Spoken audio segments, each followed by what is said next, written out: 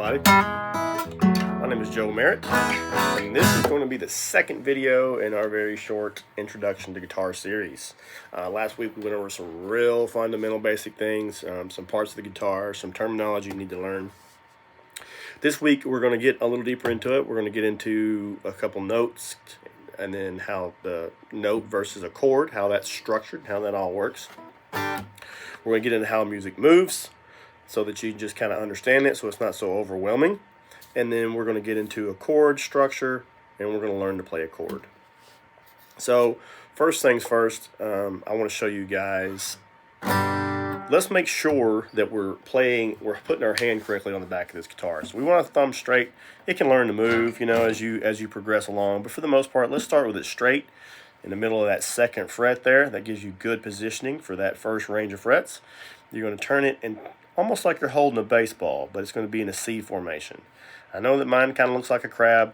I've been playing a long time. I probably learned some things that maybe aren't that as efficient. But when you're first starting out, let's try to get that grip correct. It's going to help you in the long run, especially when you start doing real scales and real fast stuff. All right, so that's first things first. The second thing I want to get into is I hope that you guys have been tuning your guitars and kind of dabbling with them. Maybe you've learned to play a couple tabs so you can fret now. But the second thing apart from the grip is you want to make sure you're fretting correctly. So you want to use the very tip of your finger up close to the nail, and you want to fret close to the fret, not up on it. It'll zzz, just right there. That's when you get the most clarity.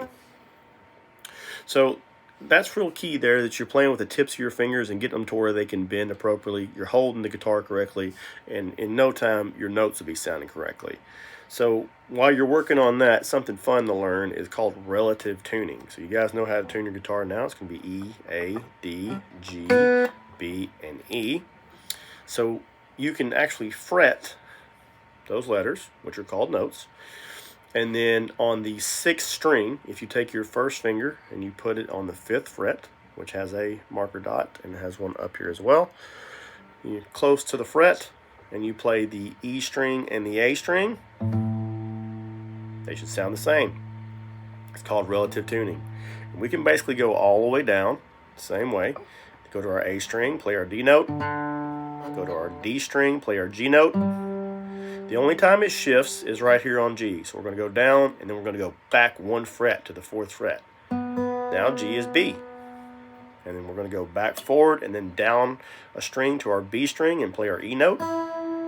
That's called relative tuning. Also, it's good to kind of practice because it kind of helps train your ear, and you kind of see how your ear hears versus how the tuner hears. You don't want to develop some bad habits where you're a little pitchy and you're tuning your guitar sharp. You need to get in the habit of tuning it, standard tuning, just while you're learning. So let's go ahead and get into it. So a note versus a chord. As we pluck our strings, each one of these strings represent a letter, like in your alphabet. So your top letters, E, A, you know how to tune the guitar now. So those letters are called notes, right? And what they do is, as a note, they just tell us about where the pitch is, where the range is.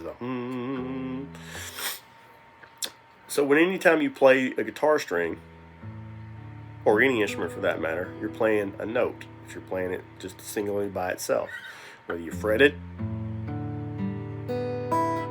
or you play it fast,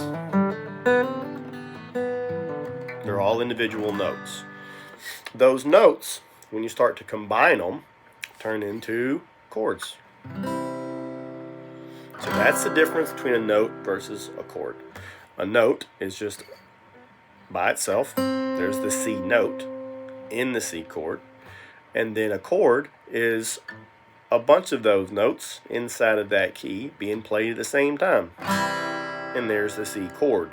Now we're going to start trying to break down what the key of C is and learning the chords that are in that key, so that you guys can see how music moves. Because if you understand how the notes move and you understand how to build the chords, you can take that knowledge and you can play scales, you can play other instruments. You just need to understand the verbiage and how the structure works.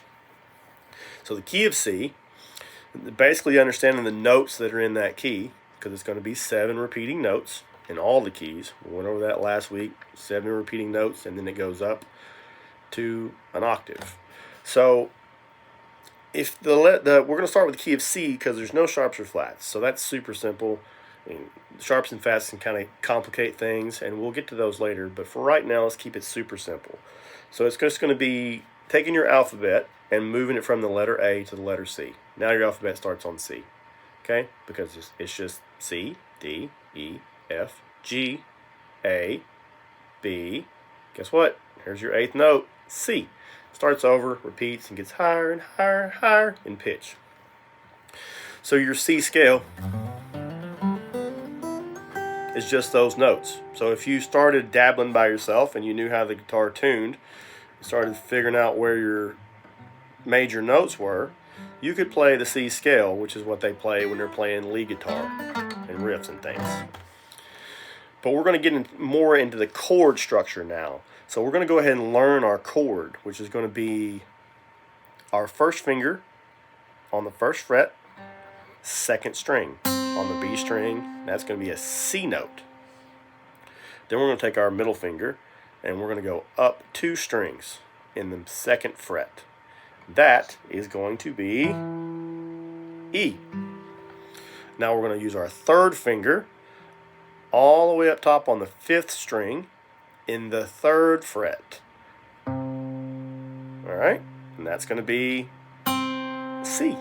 Then we're going to play it. We're just going to strum it. Hopefully you've got a pick. I'm used to finger picking. And all those notes being played all at the same time, even though they're individual C, E, C, E, C, G, that's what makes up a chord. Now you know how to play the C chord. So I hope this helps you guys. All of your major chords are going to operate like that, and then all your major scales are also going to operate like that. Just those 7 repeating notes, and then it starts over and it does it again and it does it again. The key of C is the most simple, and figuring out the chord structure is the most simple in this key. So I hope that helps you guys. Tune in at the end of the week where we're going to go ahead and do F and G and start learning how that scale works. So if you guys got any questions, drop them in the comments, and hope to see you soon. Thanks a lot.